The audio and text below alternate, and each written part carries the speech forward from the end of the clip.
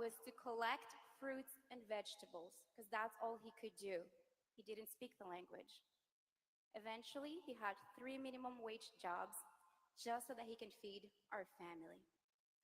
By the time that I was 17, I had moved out of my house and become fully financially independent. When I turned 19, I left Montreal, moved to Ottawa. I took a student loan so I can put myself through university at the same time that I was working full time so that I can pay rent and food. I did all of that, and by the time that I was 25, a few months before I met Pierre, I had saved enough money, $25,000, to put a down payment on a small townhouse, a two-bedroom townhouse in the east side of Ottawa. $230,000 at the time.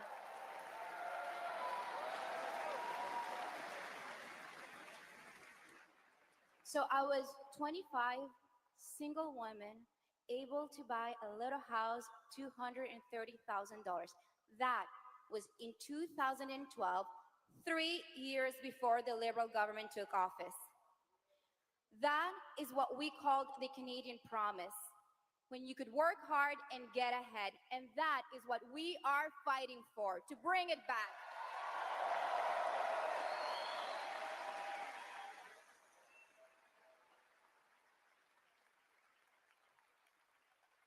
So my family and I, we truly understand what's going on. And that is why we stand united in this fight. That is why I am by my husband's side every single day. I'm not just a prop, guys.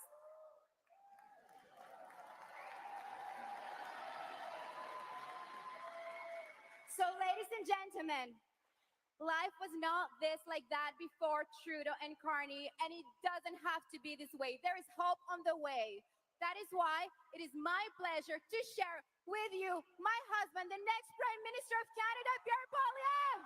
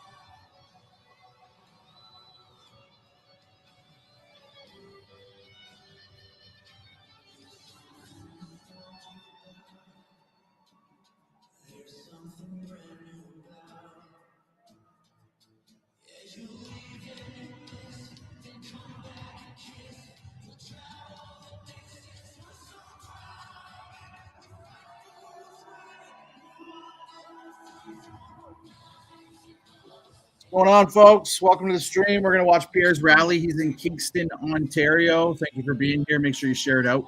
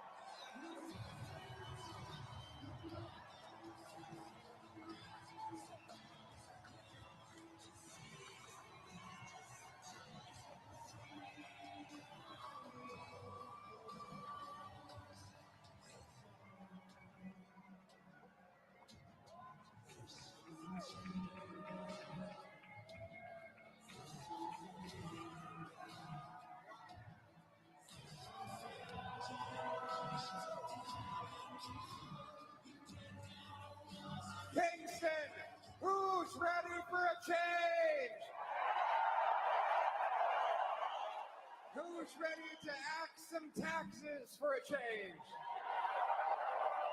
Who's ready to build some homes for a change? Who's ready to bring home our jobs and take back control of our country from the Americans for a change? And who's ready to put Canada first for a change?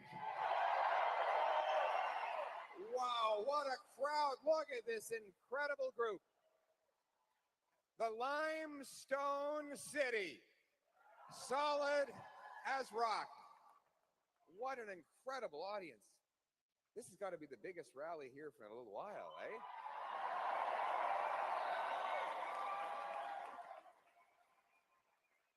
Who thinks we should put up a big, beautiful statue in every city in this country honoring John A. Macdonald?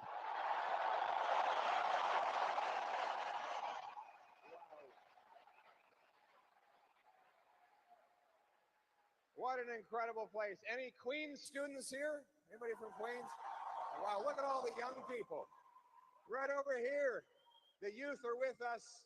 I remember when that wasn't always the case. Back in my university days, I spent a few nights on couches, beaten up old couches at Queen's University residence with friends of mine who went there. I don't remember any of them, but they were great days, great memories. And those were days of phenomenal promise. We were coming through university, we were in our 20s, but we knew that, we'd come out of school with a little bit of debt. All of us took on a student loan, but we knew that we'd get out, get a job, and before long, we'd have a house, a beautiful little place to start out like the one that Anna just described, in a safe neighborhood, surrounded by friendly neighbors. That was the Canadian promise. Remember that promise? Where anyone from anywhere could do anything, where hard work got you a great life, on a safe neighborhood, in a beautiful home, under our proud flag. That's the promise that brought so many millions of people from around the world to call Canada home. But after, my friends,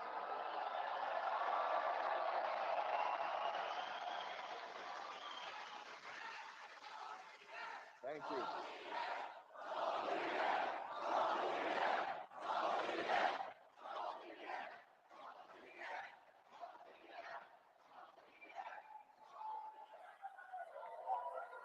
That's the great Canadian promise that brought us all to this country. It's the great Canadian promise that we are going to bring home because, my friends, hope and change are on the way.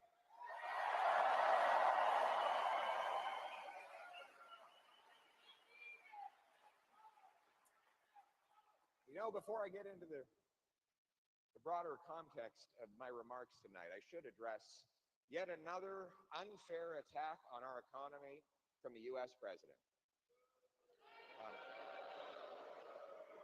In addition to unfair and counterproductive tariffs on our aluminum and steel, now President Trump is going after our auto workers. After, for decades, workers on both sides of the border locked arms to build the greatest auto sector in the world, the president is betraying America's closest friend and attacking our economy, proving once again that Canada must end its era of overdependence and weakness. We must be an economic fortress that can defend itself, that can stand up for its own people and put Canada first.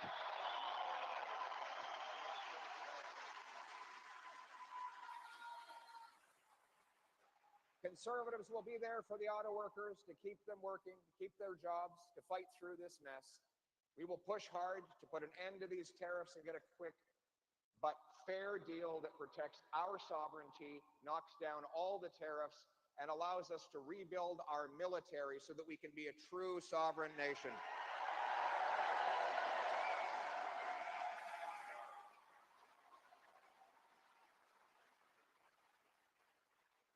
But to do that, I need your help. If you believe that we need change in putting Canada first, then I need you to elect the great Brian Patterson as the next member of Parliament for Kingston. There he is. Come on up here. Come on up here. Here he is, the mayor. Give it up for this guy. He's the guy.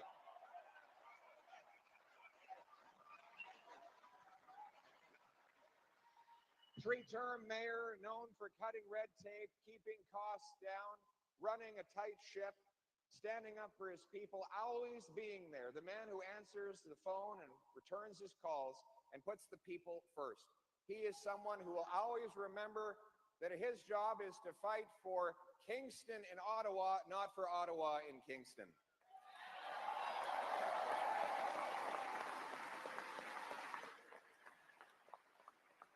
And I think he'd be a lot better than Mark Garrettson. You agree with that?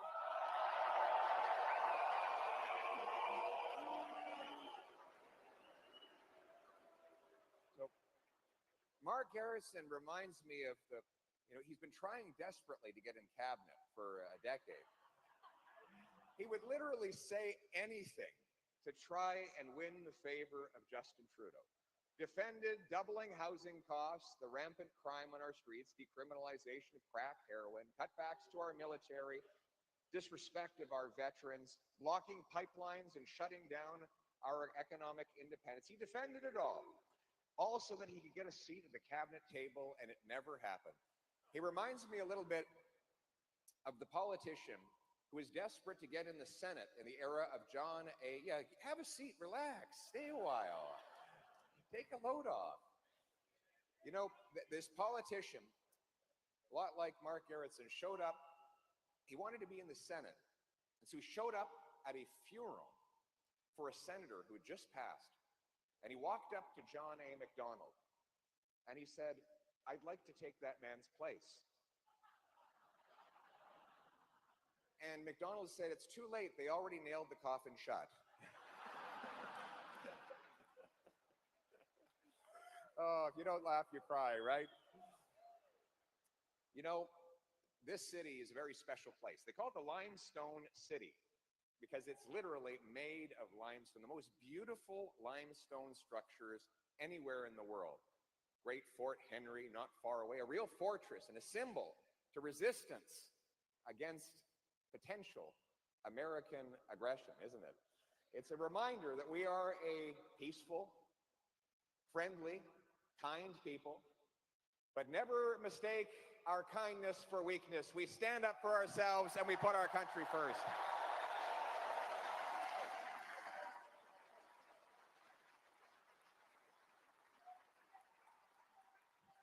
As John A. MacDonald said, "Whatever you do, adhere to the Union.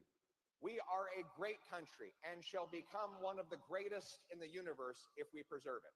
And so we must work every day and in every way, not just to preserve the country that we have, but the promise that it has made to each and every one of us." That's the two-way street that the Canadian promise represents. Yes, you get the promise made to you that hard work will get you a great life and that you can do anything you want. But in exchange, you have to stand up and fight to make sure that promise is available to everyone else. The promise was made to me when I was born to a 16-year-old single mom who put me up for adoption to two school teachers. And they taught me that it didn't matter where I started, I could climb to the tops of the tallest peaks if I worked hard at it. It's the same promise made to my wife when she came here as a refugee.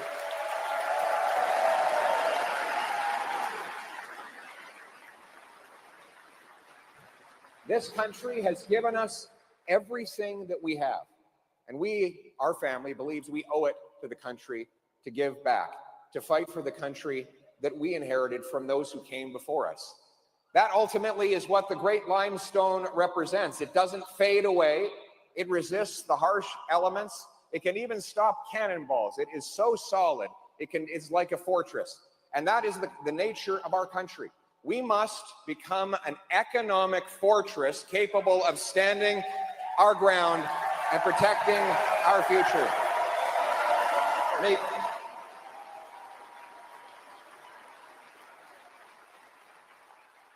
Après la décennie perdue des libéraux, le Canada coûte plus cher, on est plus pauvre et plus dépendant sur les Américains. Les libéraux ne méritent pas un quatrième mandat. Il nous faut un nouveau gouvernement pour mettre le Canada d'abord, un gouvernement qui va faire changement et un gouvernement qui va ramener nos emplois ici pour qu'on puisse se tenir debout face à Donald Trump. Nous devrions être un pays fort, un pays uni, et nous allons l'être. Now, the Liberals, after 9 years, after the lost Liberal decade, we have a very excited group back there. How are you all doing? God love you. Thank you. After the lost Liberal decade, costs are up, crime's up, and our economy is down under the American thumb. The Liberals do not deserve a fourth term. What we need is a new Conservative government that will put Canada first for a change. But that is the choice in this election. In order to distract from that choice, the Liberals have pulled a fast one. They've replaced Justin Trudeau with his economic advisor and hand-picked successor. He has all the same Liberal advisors, the same Liberal ministers, the same Liberal MPs, the same Liberal promises. The only difference is that Mr. Carney is even weaker and more conflicted than the Justin Trudeau who came before him. He is the first thing he did was when Donald Trump threatened tariffs, he moved his headquarters to the US, to Trump's headquarters, to Trump's hometown, just like Trump wanted. He sent his corporate cash off to Bermuda so that he wouldn't have to pay the same high Liberal taxes he and Justin Trudeau force on single moms, seniors, and small businesses. We learned today that the headquarters for Brookfield in Bermuda is actually a tiny little office on top of a bicycle shop. So they pretend they're doing business in this tiny little office above a bicycle shop so that they don't have to pay the taxes that they make you pay. And of course, Donald Trump has endorsed Mark Carney. He wants Carney to win because he knows that a fourth Liberal term will mean that Canada is weak and under America's thumb. My friends, we don't need a weak Liberal. We need a strong Conservative who will stand up for a change.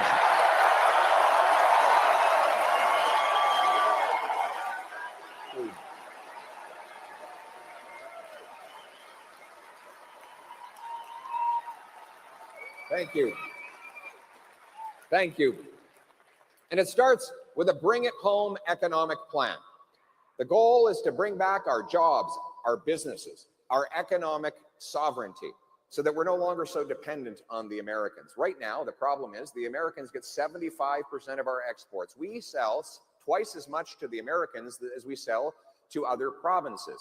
We've lost $500 billion investment dollars to the South in the last 10 years. That means Canadian pension money, RRSP dollars are in the States building pipelines, mines, business centers, and other economic infrastructure that pay wages to American workers with our investment money. That is the Liberal record of handing over our economy to the Americans.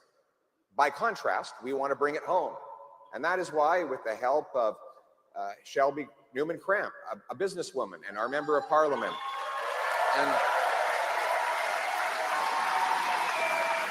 and Ryan Williams, also a hotel owner from Belleville.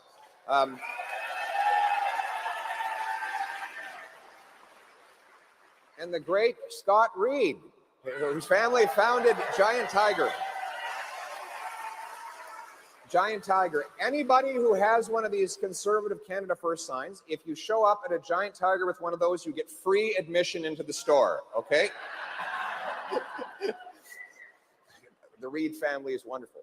We have built an economic package. We're going to talk about Michael Barrett in a minute, but we've got some other things to say about the great Michael Barrett. But we put together an economic plan to bring our jobs and resources home. Here's how it's going to work. First of all, we need to cut taxes on work, investment, energy, and home building in order to incentivize people to get things done again.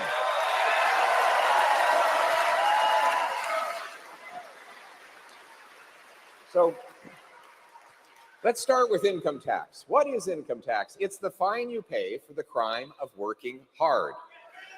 You get out of bed in the morning, you put in long hours, and the more you work, the more pain you suffer. Yep. You know, the beatings will continue until morale improves, as they said in one movie once. There's a great meme of a kid in a park with his dad, and the kid's bawling his eyes out after having asked, what is an income tax form? And dad says, well, it's just like your report card at school, except the opposite. The harder you work, the more you get punished. Ain't that the truth? So we wonder why a lot of people choose not to take that extra shift, work that extra hour, get that bonus or promotion. We want this to be a country that rewards hard work again. And that is why we will cut income taxes by 15% for a change.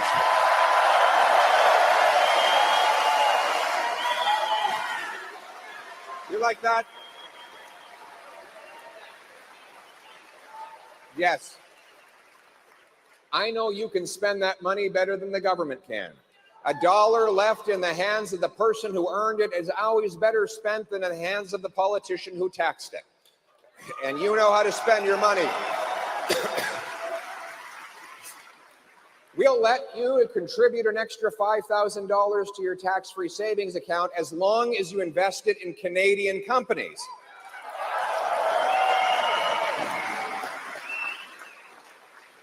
And then there's the carbon tax. Mark Carney must think that Canadians are really stupid. So Liberals passed the carbon tax, charged it to you for 7 years. They increased it, passed a law, which is still in place, to increase the tax over the next 5 years up to 61 cents a liter.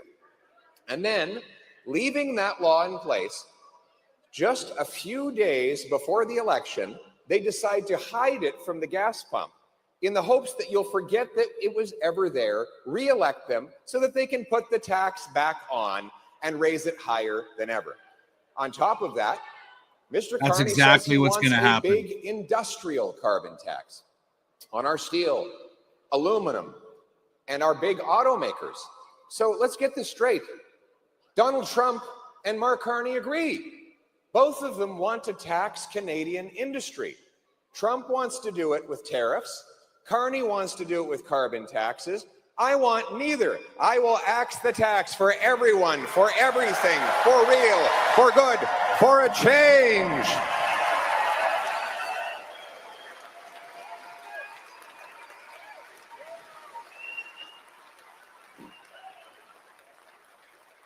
And then there's the inflation tax, the worst tax of all.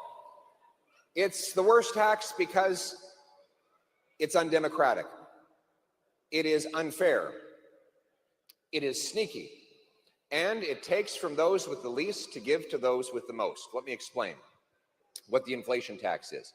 When government wants to take more of your money, but they're afraid to admit it, they don't go into the House of Commons and pass a tax increase. They start spending more than they have, and they have the central bank print the cash to pay for it. So in roughly the last 4 years, the money supply increased from 1.8 trillion to 2.5 That's facts, trillion, Wheelburner Express. a 40% That's facts. increase, during which time the real economy only grew by 4%. In other words, the money is growing 10 times faster than the stuff that money buys. Now, you might say, well, more money, that's a good thing, isn't it? Well, not if you don't have more of the stuff that money buys. If you have 10 apples and $10, it's $1 an apple. If you double the number of dollars to 20, but you still only have 10 apples, well, all of a sudden, each apple costs twice as much. That is inflation. It's very good if you are a billionaire or a multinational corporation because the assets you own go up faster than inflation. But if you're a worker or a senior, the purchasing power of your pension or paycheck goes down. It's actually not that things cost more, it's that your money is worth less. And it is a secret, sneaky, silent thief. Almost coming into your house in the middle of the night, taking change out of your pocket, just amounts that you can't possibly notice. Until that day comes when you're standing at the till at the grocery store and you have to start putting products back in the basket because you can't afford to pay the bill. Mark Carney advocated for central banks all around the world to print copious amounts of money. 4 years ago, he said we would have deflation, which means prices go down. God forbid prices would go down. And that is why he advised Trudeau to print cash, causing the inflation crisis that we see today. That is only the symptom. The cause is overspending by government. We need to get government spending under control. We will cut bureaucracy, consultants. We will cut back on handouts to corporate insiders.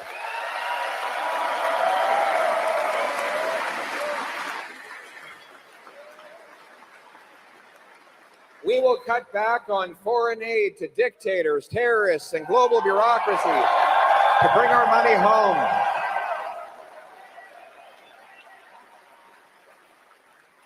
And we will pass a dollar-for-dollar law requiring we find $1 of savings for every new dollar of spending. Single moms, small businesses, and seniors make those trade-offs every day. You've been pinching your pennies long enough. It's time for the government to start pinching its pennies too.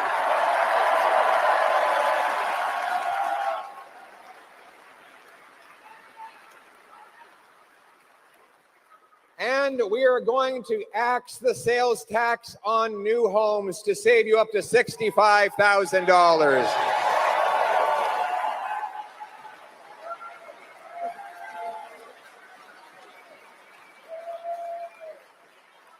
In short, the choice in this election, after the lost Liberal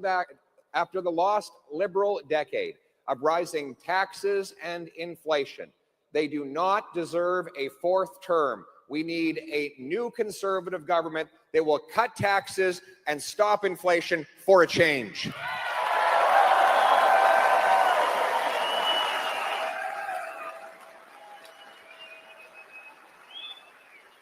And I got a question for you. How are house prices here in Kingston? How's the rent? You can find an affordable place after... Oh, that can't be true. The Liberals promised affordable housing. Oh, you must be hallucinating. The Liberals said, no, but the Liberals said that housing would be affordable if you just put them in power for 10 years. Now they say if you just give them a fourth term, they'll make it affordable. Anybody believe them? So this is what happened. Liberals drove up housing costs with out of control money printing and immigration to drive up demand, while they funded bureaucracy that blocked home building, that suppressed supply.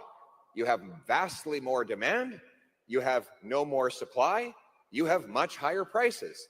And that is how we got into this mess during the lost Liberal decade. To respond to it, they started creating new government programs. They said if we just had bigger bureaucracies in Ottawa, that somehow housing would become more affordable for the people in Kingston and Calgary and everywhere else. Well, surprise, bureaucrats don't build homes. We need people who actually build houses, not building bureaucratic office spaces in Ottawa. Well, what is Mr. Carney proposing now? Get this, the exact same thing as Justin Trudeau on housing, but on steroids. He wants a $35 billion government home building corporation that will, what he says, build prefab homes with no parking spots. Because of course they don't want you to drive. You know, you'll own nothing and be happy. So if you elect the Liberals, the hope is that one day they'll make you a tiny prefab home with no parking space that they will own and you will rent from the government. Does that sound like a bright future to you? No. We know that the real reason that we can't get housing built is because of taxes and bureaucracy. We have the second slowest building permits in the OECD. It takes 3 times longer to get a permit in Canada than it does in the UK or the US. That's why we have the fewest homes of any country in the G7, even though we have by far the most land to build on. To change it, we need strong national leadership to get rid of the sales tax on new homes, incentivize municipalities to speed up permits, free up land, and cut development charges.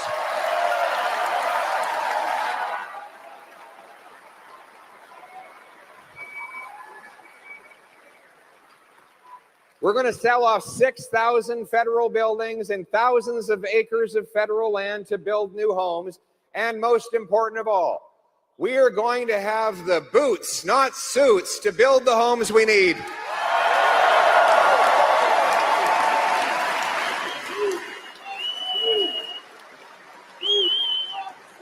We need the carpenters, we need the framers, the plumbers, and the electrician. Do we have any trades in the house today? Wow. My advice to every young person today is get a trade. Get a trade. All the best jobs are in the trades. You'll do the trade itself, and then you'll take the brain power, the problem solving, and the common sense. You'll know how the things actually work, and then you can start a business and employ other tradespeople and do incredible things. The smartest people I meet, the best business people I see, are in the trades, but we don't have enough of them. We don't have enough. So the government is putting all of its eggs in white-collar education. And university is great. I went there, but we have to back up the trades as well. And that is why I have announced that we will put the trades first for a change. We will fund 350,000 training positions for young apprenticeships, young apprentices.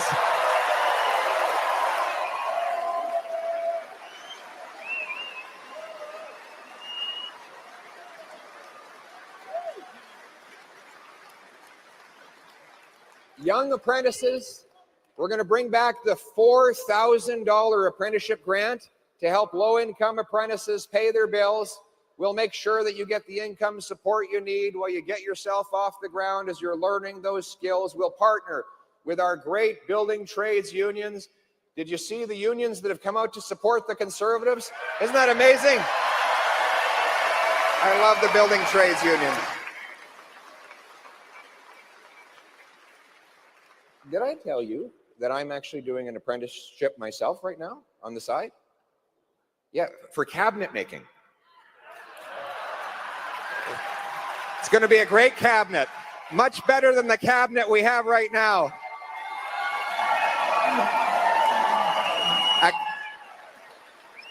It'll be a Canada First cabinet. It'll be built with maple wood, maple leaves everywhere. But you know, I'm also going to give a big, beautiful present to every high school principal. I know that education is provincial, but there's nothing in the British North American Act, Scott can correct me if I'm wrong, that says that we can't send a present from the Prime Minister to the principal. It's going to be a big box. It's going to be the size of this entire stage. In it will be a module for every single licensed trade so we can get teenagers in pre-apprenticeship starting at age 14. Wouldn't that be awesome? Wouldn't that be awesome? Get a trade.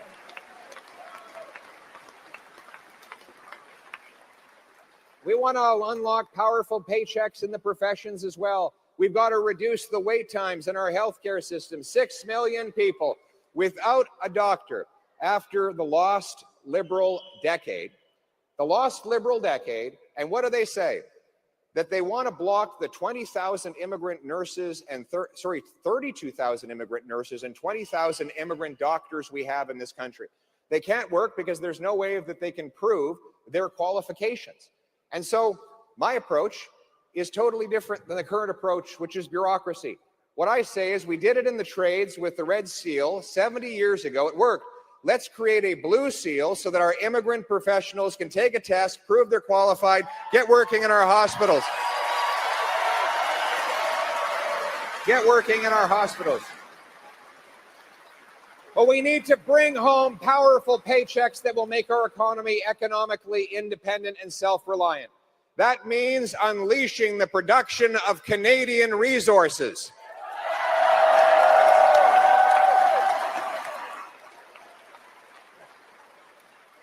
Liberals are waging war on our energy sector.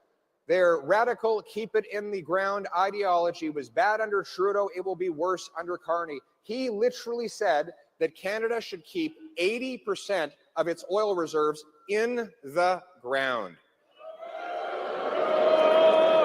That means that the oil production will all go to the United States, Saudi Arabia, Venezuela, and many other hostile dictatorships will get richer and richer, while Canadians get poorer and poorer. He supported blocking the pipeline to the Pacific Coast, Northern Gateway, which would have taken 500,000 barrels of oil, sent it to Asia, going around America. Now, because the Liberals blocked 15 LNG liquefaction plants, we have to give 100% of our natural gas to the Americans for $4, while it goes for $15 in Europe. They say that there is no business case. And just this week, Mark Carney has proven he hasn't learned a thing.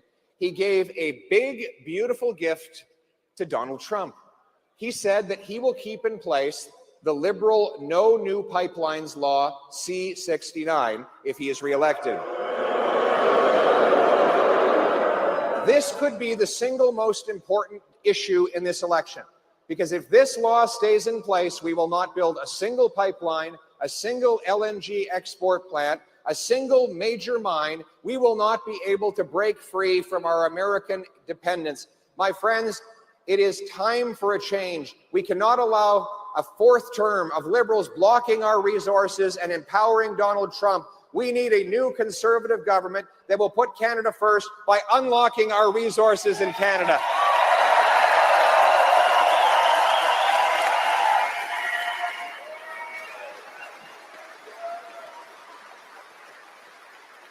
We will repeal. The energy companies have come forward with 5 clear demands. 1, they need us to repeal C-69, the No New Pipelines Law. I say yes.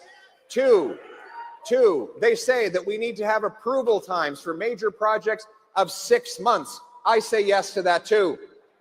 3, they say we need to get rid of the energy cap that stops our companies from growing. I say yes, let's scrap the cap and produce more energy here in Canada.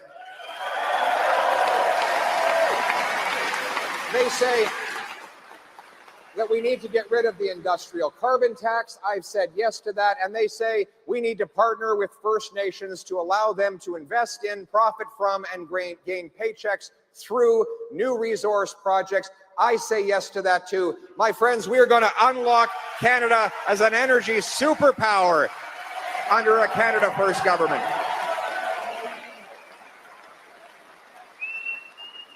We're going to have these, they're called shovel-ready zones. We will look at areas that are perfectly cut out for mines, pipelines, LNG plants, and we'll grant the permits in advance with clear specifications and standards so businesses know exactly what they will have to do and they can just get started. My goal is to build pipelines, Canadian pipelines, with Canadian steel to deliver Canadian energy to ourselves and to world markets, to approve natural gas liquefaction plants so we can ship our gas overseas, breaking Asian dependence on dirty coal and breaking European dependence on Putin, but more important than any of that, breaking our dependence on the American energy market. We're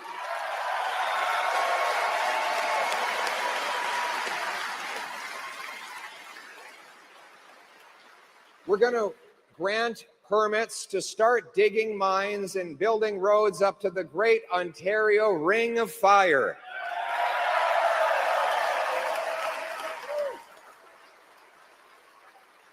By unlocking these resources, we will be strong, self-reliant. We will generate $200,000 and $300,000 a year paychecks, for annual paychecks for our trades workers, countless other jobs for the small businesses that will support them in restaurants and hotels and others.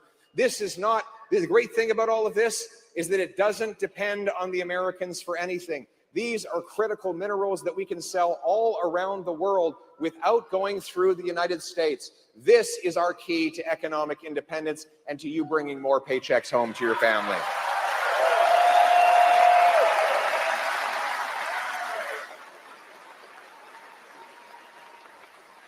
So again, the choice is, after the lost Liberal decade, are we going to elect them to a 4th term to make us weak, to keep our resources in the ground, and make us dependent on the Americans, or I just want to show this comment here, guys. This is a funny comment. The struggling Canadians vote for Pierre Poilievre, and they are gullible or extremely stubborn that don't care. Yeah, okay there, bud. I'm pretty sure Justin Trudeau and his policies created struggling Canadians.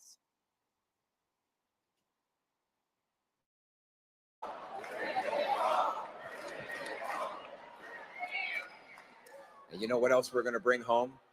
We're going to bring home safety to our streets. We will stop the crime for a change. After the lost Liberal decade of catch and release, hug a thug policies, crime is running rampant in our streets. Violent crime up 50%, gun crime up 116%, hate crime up 250%, crimes against children and women up almost 100%. Human trafficking has nearly doubled. Drug overdoses have tripled under this radical liberalization of drugs. The good news is we don't have a lot of criminals in Canada. The bad news is they're very productive. We have a very small number of criminals doing a phenomenal amount of crime, but they're continually released on the streets again and again and again. You hear what happened in Ottawa the other day? We had a criminal walked up to a guy, pulled a gun and said, "Give me all your money." The guy said, "Wait a second, you know who I am? I'm Justin Trudeau." And the criminal said, "Well, in that case, give me all my money." But joking aside, we know what the problem is. In Vancouver, they had to arrest the same 40 offenders 6,000 times. That was a joke, Tracy. Tracy, that was a joke. But show us where on the doll that Pierre Poilievre hurt you, okay? All right, we're waiting. They're not unionized. They do get room and board. They come in and they go out. It's like the Hotel California. They check out, but they never really leave, right? But that's what we need to change. This is as a result of Liberal catch and release law C-75, which requires judges release offenders at, quote, the earliest opportunity under, quote, the least stringent conditions. And so we're going to repeal catch and release and bring in jail, not bail, for repeat violent offenders.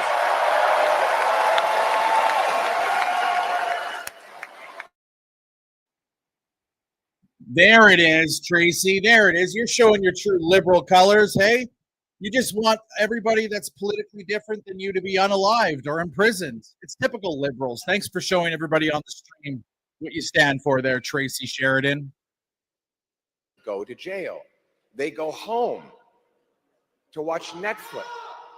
Well, you know, right now, if you steal 100 cars, you get house arrest, you can watch Netflix, or you can play Grand Theft Auto in your living room, or walk out the front door and do the real thing all over again.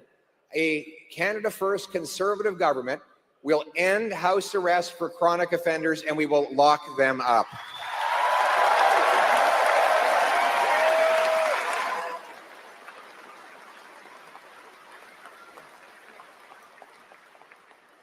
And we will repeal C-83, the law that allows Paul Bernardo to go out of a maximum security penitentiary. He's going back to maximum penitentiary.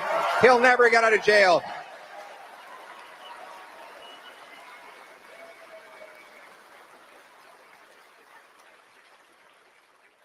And then there's the guns.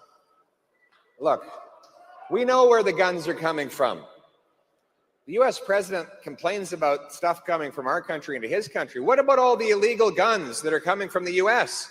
When is he going to do something about that? Well, we can't control what he does, but when is our government going to do something about that?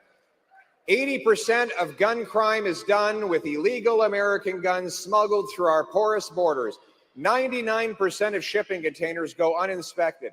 Much of our border is unguarded. In fact, CBSA is not even allowed to guard spots between official points of entry, and so the guns come straight in. When I'm Prime Minister, we're going to put Canada first for a change with 2,000 more CBSA officers, scanners to look into shipping containers, watchtowers to interrupt guns, drugs, border crossers, and stolen cars.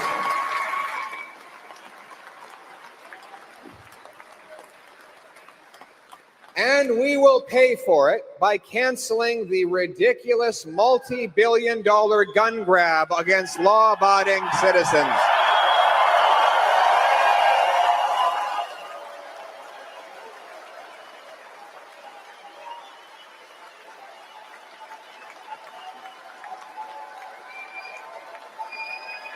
Protect our hunters. Hunters, look at the hunters here. Make sure you send the message far and wide. If the Liberals are elected to a fourth term, they will ban every single hunting rifle in this country.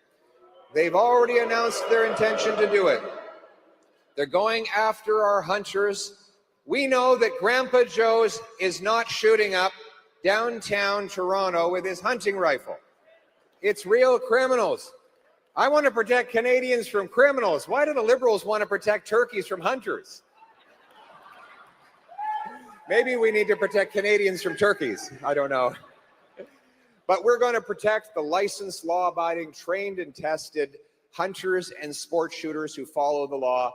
And we're also going to protect our youth against the murderous scourge of opioids.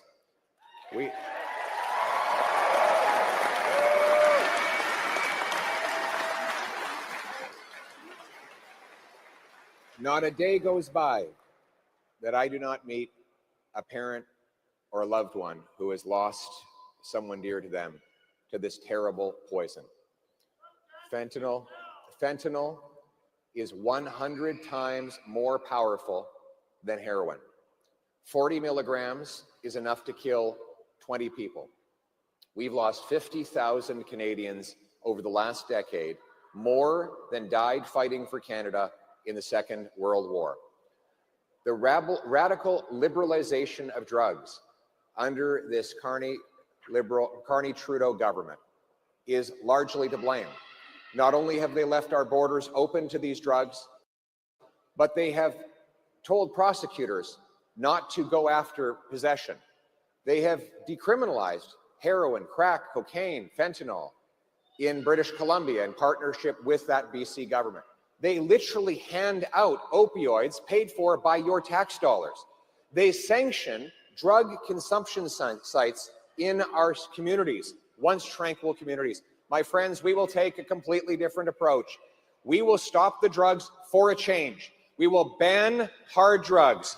We will bring in life sentences for fentanyl kingpins.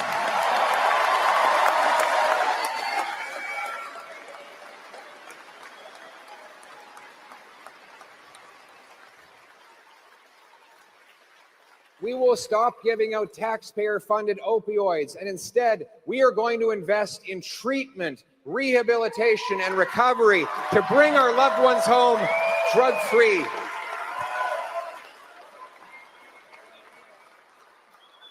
These recovery centers are incredible. I was at one called House in Atlantic Canada recently, and there's also another Harvest House in Ottawa. Have you been? You work there? We have the president of Harvest House. Give it up to a great hero. I love Harvest House. Thank you. If you're looking for a great charity to support Harvest House. They took over an abandoned schoolhouse. They bring men with addictions to come and live there for 90 days, 100 days, 365 days. They cleanse their souls. They heal their bodies, they break the addiction, they provide counseling, detox, group therapy, physical exercise, job preparation. And as a guy who's in recovery, I celebrated 4 years over March 6th. Them with their families. They remind us all that hope is always possible. And another reason why is just around the corner. If you're out there, have hope. Hang on. Help is on the way.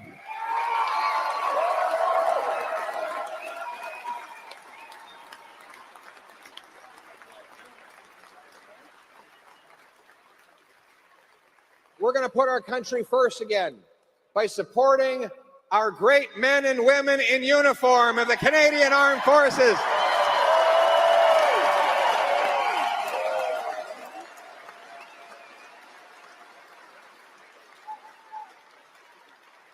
I'm so proud to have the great Michael Barrett, a military veteran, a former reservist, right?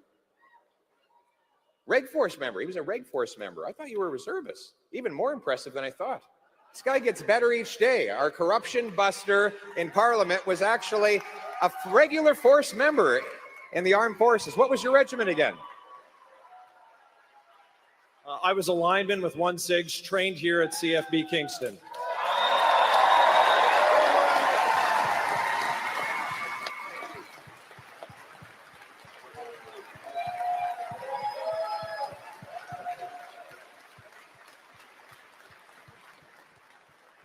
You'll never meet a greater Canadian than Michael Barrett, who's still fighting for his country today. And every day, in every way, he reminds me on Parliament Hill that we need to rebuild our armed forces, and we will. We will infuse the forces with more funds. We will fill all of the vacancies that have been left open after the lost Liberal decade. We're going to build 4 massive Arctic icebreakers to take back control of our icy northern waters. We will build northern landing strips. We will purchase the Poseidon aircraft that will help us to intercept and interrupt foreign submarines. We'll be putting our own submarines in those waters. Finally, we are going to open the first Canadian Forces base in the Arctic since the Cold War, CFB Iqaluit.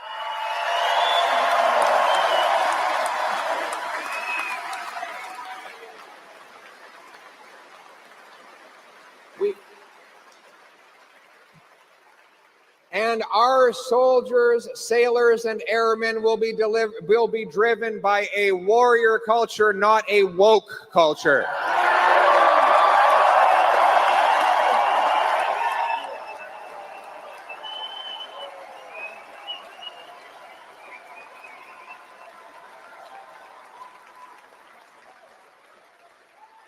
We're going to expand the Cadet Corps to get our young people doing Navy, Army, and Air Cadets, learning how to fly, learning riflery, outdoor survivalism, punctuality, respect, service. We'll send them on exchanges across the country so that a young person from, say, Toronto could go up and in bed with the Arctic Rangers and learn thousands of years of Inuit knowledge on surviving and surveilling in the North. This is how we bring our young people together in a spirit of service and patriotism and unite our country. After the lost Liberal decade, which has sought to denigrate our history and disrespect our veterans, we were going to uphold our proud history and our armed forces to bring our country together around a spirit of patriotism.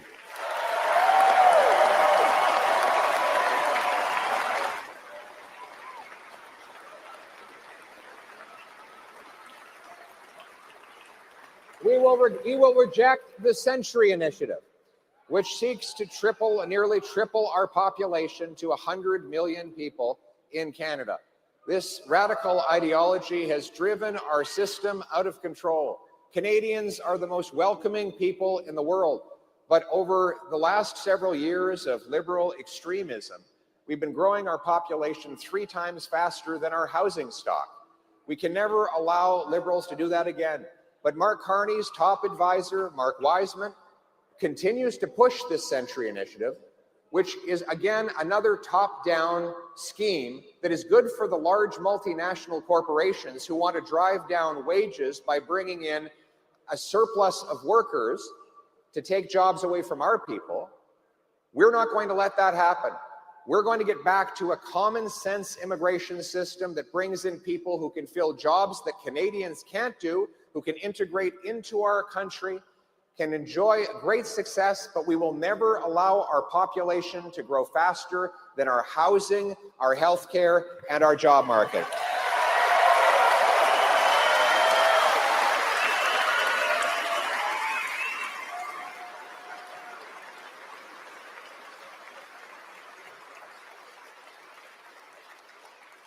And we will put our country first. I will ban all of my ministers and MPs from any involvement in the World Economic Forum.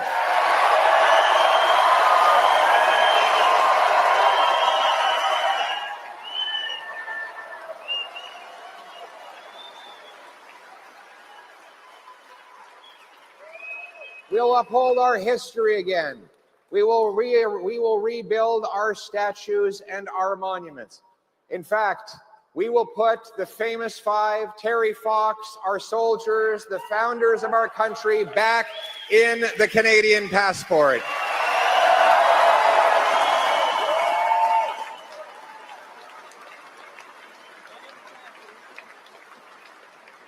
We will be a nation of people who trade with each other, harvest our resources, build homes for our youth, protect our vulnerable, secure our border, rebuild our military, renew our freedom, and raise our flag.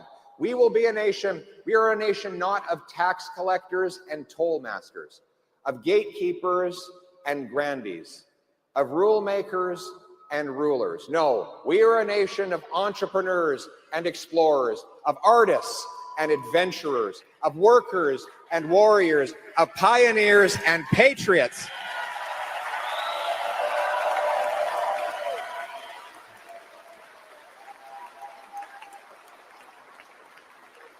What binds us together is the Canadian promise that anyone from anywhere can achieve anything. That when you get knocked down, there's someone there to help you back up, that you can get on your feet and have a brighter future. That change is around the corner for the people suffering out there. And so I say to that 35-year-old couple desperate to own a home and have kids, but slowly giving up hope, don't give up hope. Change is on the way.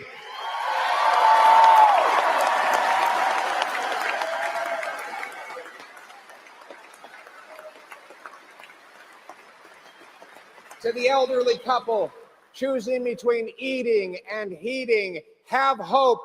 Change and help are on the way for you too.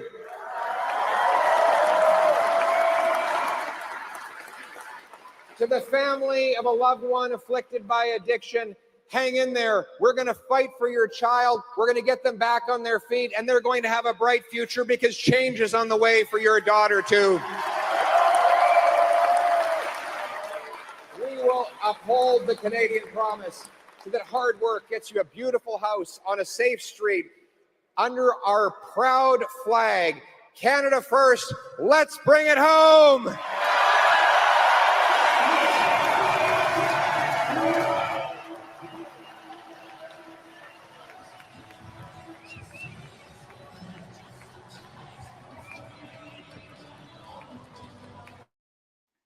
Wow, what an absolutely amazing rally, ladies and gentlemen, from Kingston, Ontario. Pierre Poilievre fills another room. I swear, it doesn't matter where he goes, coast to coast to coast.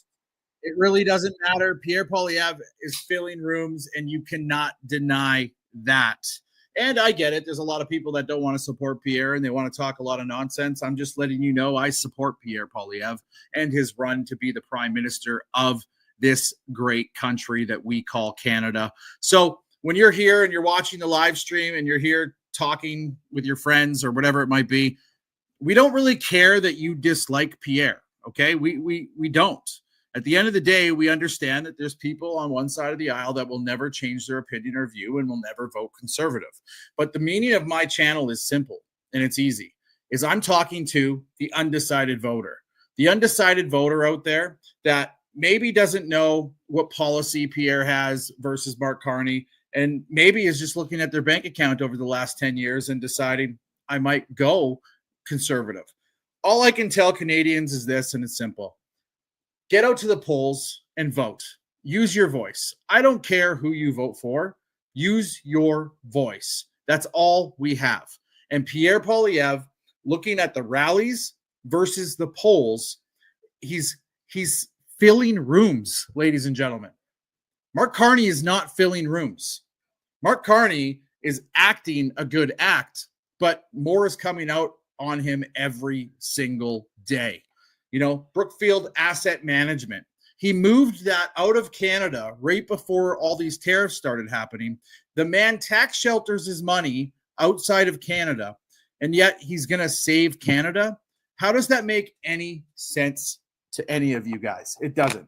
Anyway, 4 days left on the Pierre for Prime Minister hoodies, guys. Bring back common sense. You can go get them on my website, BertaProudDad.com.